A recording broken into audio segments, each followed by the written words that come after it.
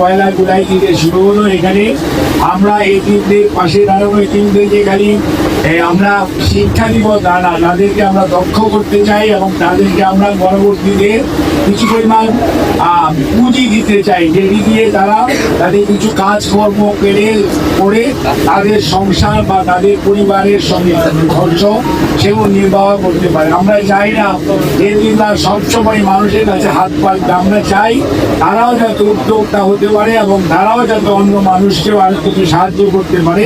এভাবে আমরা করে তুলতে চাই, আমরা এই ধরনের পরিবর্তন আনতে চাই, আপনাদের সাহায্য চাই।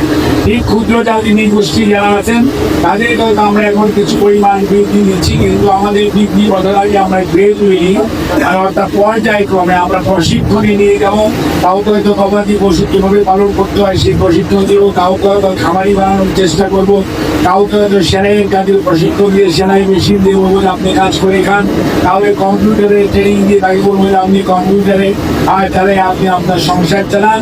আর কাউকে আমরা বিভিন্ন ধরনের ভাষা শিক্ষা দিয়ে বিভিন্ন আরো ভোকেশনাল ট্রেনিং দিয়ে দেশে বিদেশে যাতে তারা যে সমস্ত ছেলেমেয়েরা একটু পড়াশোনা করা মনে করেন মেট্রিক পাস, ইন্টারমিডিয়েট পাস, এই সমস্ত ছেলেমেয়েদেরকে আমরা চাইব যে ভোকেশনাল ট্রেনিং এবং সাথে সাথে ভাষা, বাংলা বলতে পারেন কিন্তু ইংলিশ হয়তো ভালো বলতে পারেন না, বাংলা এবং ইংলিশ এই সাথে আরবি আমরা যোগ করবো। এবং কোনো ক্ষেত্রে একটা ল্যাঙ্গুয়েজ মাস্ট হয়, আরবি হইতে হবে, নয় জাপানিজ হইতে হবে, নয় চাইনিজ ল্যাঙ্গুয়েজ হতে হবে আর ইংলিশ। এই ল্যাঙ্গুয়েজগুলি আমরা শিখে কোনো ক্ষেত্রে জার্মান হতে পারে। আমরা এরকম এই দিনাজপুর 6-এ আমরা একটা প্রশিক্ষণ একাডেমি অলরেডি ইনশাআল্লাহ